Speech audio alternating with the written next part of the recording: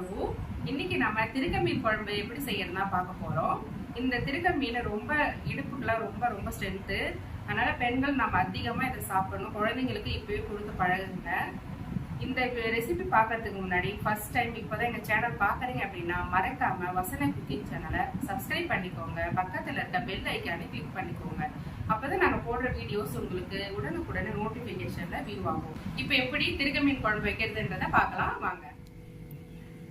ஒரு ஸ்பூன் அளவுக்கு சீரகம் போட்டுக்கலாம். அதே ஸ்பூன்லேயே ஒரு ஸ்பூன் அளவுக்கு மிளகும் போட்டுக்கலாம்.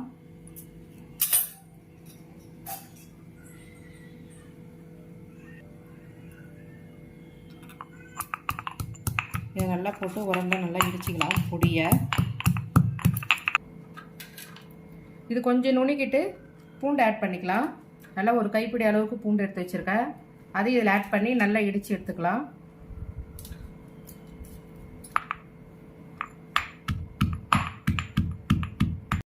இப்போ பூண்டு மிளகு சீரகம்லாம் நல்லா இடிச்சாச்சு. இப்போ நம்ம ஒரு 2 கைப்பிடி அளவுக்கு சின்ன வெங்காயம் எடுத்துருக்கோம். அதையும் நம்ம கொஞ்சம் கொஞ்சமாக போட்டு இடிச்சிக்கலாம்.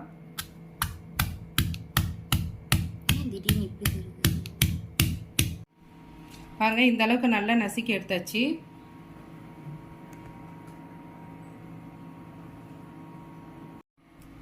ஒரு சட்டி எடுத்துக்கலாம். அதில் நம்ம நசுக்கு எல்லாத்தையும் இதில் போட்டுக்கலாம்.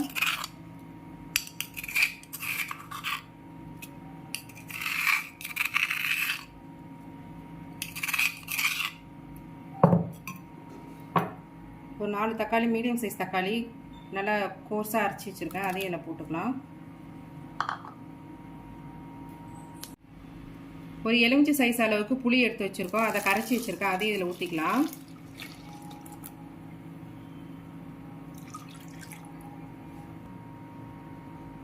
இப்போ குழம்பு மிளகாய்த்தூள் இதில் ஆட் பண்ணிக்கலாம்.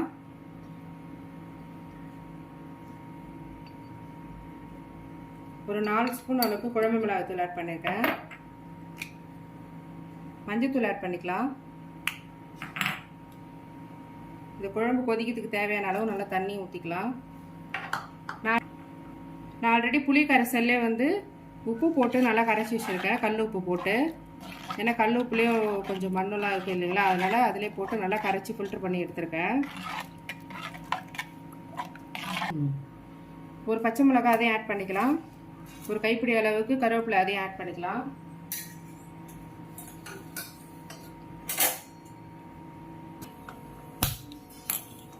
அடுப்பு ஆன் பண்ணி இதெல்லாம் கரைச்சி வச்சுக்கிறத எடுத்து இதில் வச்சுக்கலாம். இந்த ஸ்டேஜில் நீங்கள் உப்பு புளி காரம் எல்லாம் பார்த்துக்கோங்க.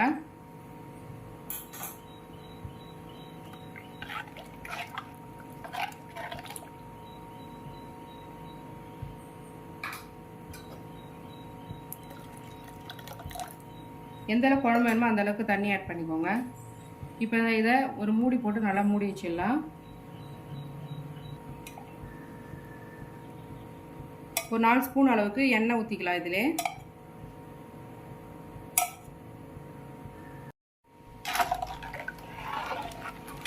நல்லா ஒரு கிளறிட்டு இப்போ மூடி போட்டு மூடி வச்சிடலாம். நல்லா கொதிக்கட்டும்.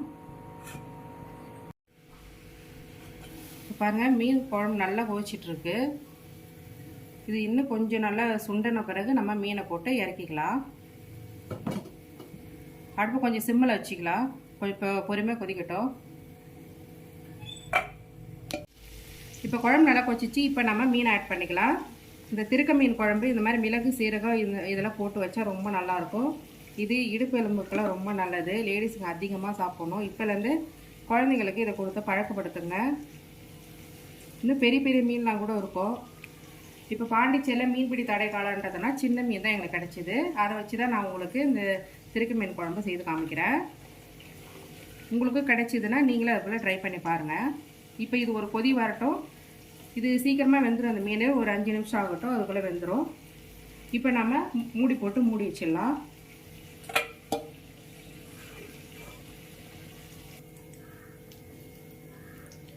இப்போ பாருங்கள், மீன் போட்டு ஒரு 5 நிமிஷம் ஆயிடுச்சு. மீன் நல்லா வெந்துருச்சு. பாருங்கள், திருக்க மீன் எவ்வளோ சாஃப்டாக சூப்பராக வெந்திருக்கு பாருங்கள்.